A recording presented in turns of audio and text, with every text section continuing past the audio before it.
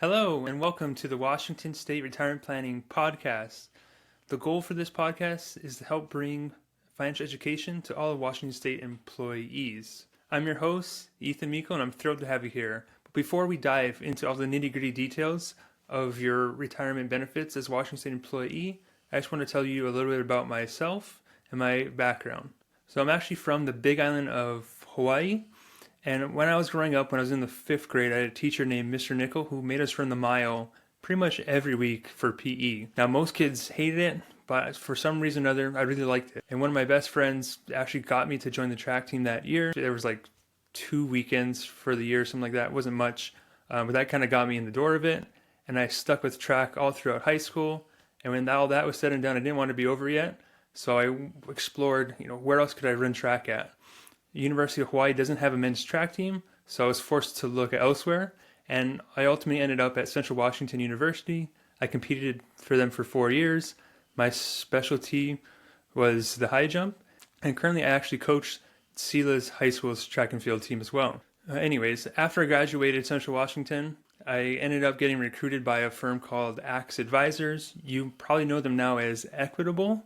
So they have a division that specializes in working with Washington State teachers. They call them the RBG, Retirement Benefits Group. So that's all they do is retirement benefits. So I was in that group for almost 4 years. So that's kind of how I got into learning about how the state pension systems work, the intricacies of it. So ultimately, I decided to leave them a few years in to start my own firm so I could do things my own way. Now, when I left to start my own business, I could have done anything I wanted to, but I decided to stay with helping educators.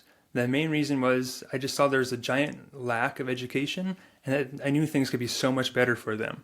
I know teachers had a really big impact on my life growing up, and I want to give back in any way I can. Now, one of the most profound moments that kind of lead me to the decision of leaving and starting my own, firm and eventually this podcast was one day I was actually at Gilbert Elementary School in Yakima, and I remember going to meet with this cook who had been there for about 35 years. She was about 68 years old, and she was about ready to retire. She wasn't sure if she could do it yet, but she was just physically done and just, couldn't really keep up with the demands of the job anymore.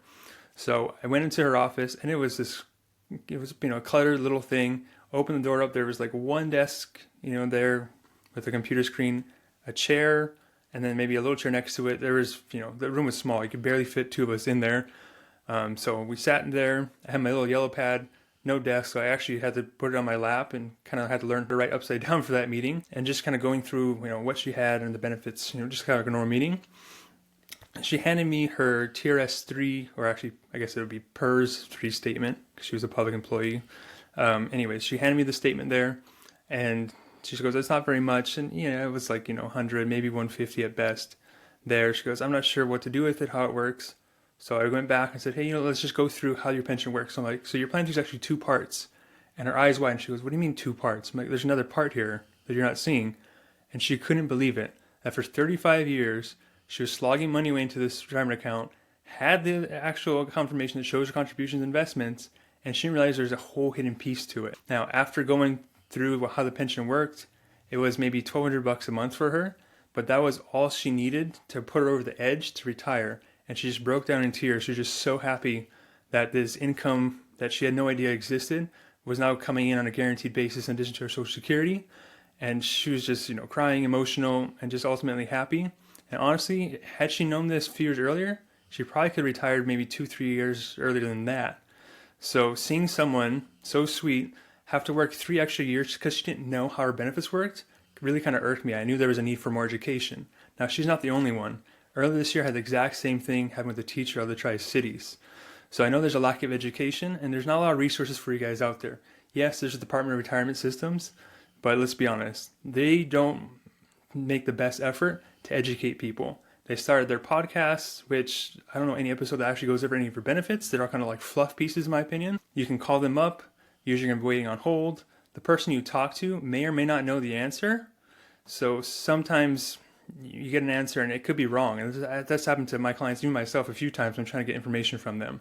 They have their live in-person webinars or stuff like that. But the person giving those webinars typically aren't the people you're talking to on the phone.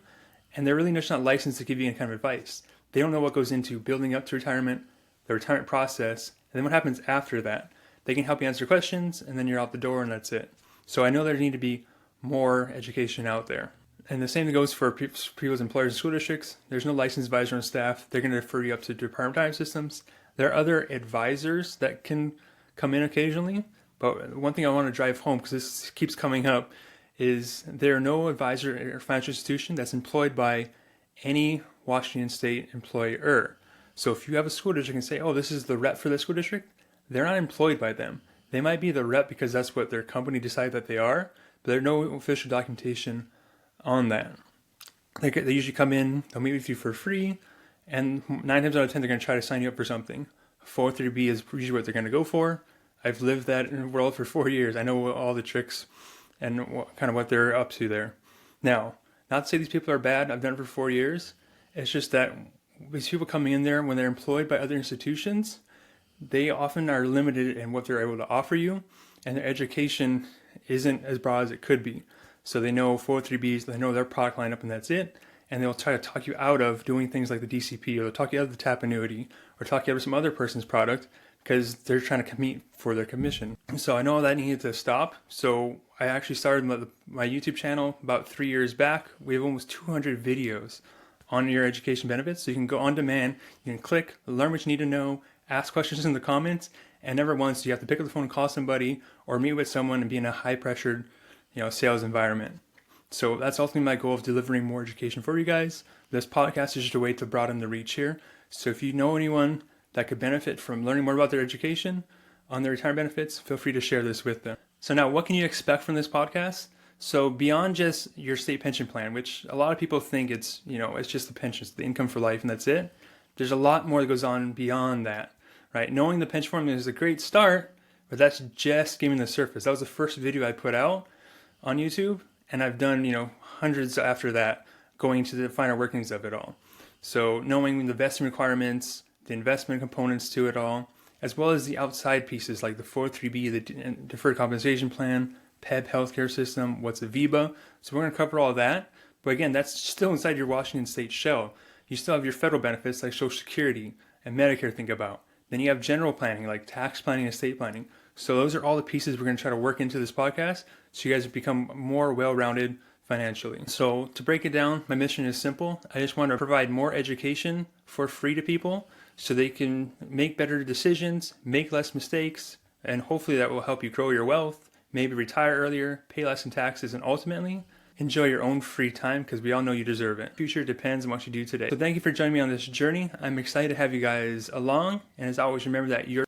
All right, before I sign off, just a real quick legal disclosure that we're required to say as licensed fiduciary advisors. So remember that this is a podcast. It is designed for educational and entertainment purposes only. I don't know you personally, therefore I cannot give you any personal advice. So please don't take anything that we say on the show as being personal, financial, legal, or tax advice. If you want that kind of stuff, make sure you seek out a professional so they can help you with the strategies and investments that are right for you. Also, please remember that despite the name of our show, we are in no way associated with Washington State or the Department of Retirement Systems or any other Washington employer.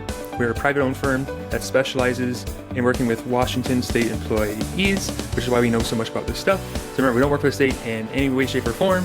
So please don't confuse us as being an official representative of the state. All right, that's it for the legal stuff. I'll catch you guys all next time.